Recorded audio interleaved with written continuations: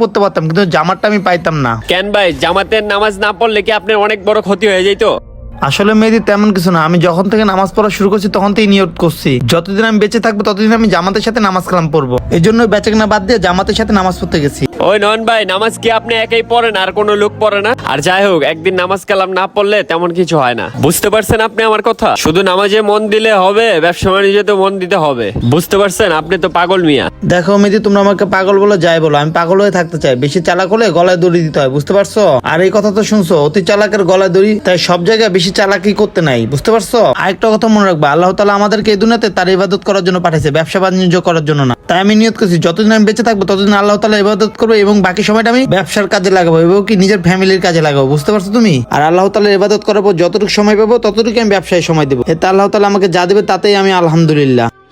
ঠিক আছে ভাই, আপনার ব্যবসা, আপনি যা ইচ্ছা তাই করেন। যে নামাজ পড়ে সেই নামাজের মর্ম বুঝে। ঠিক আছে।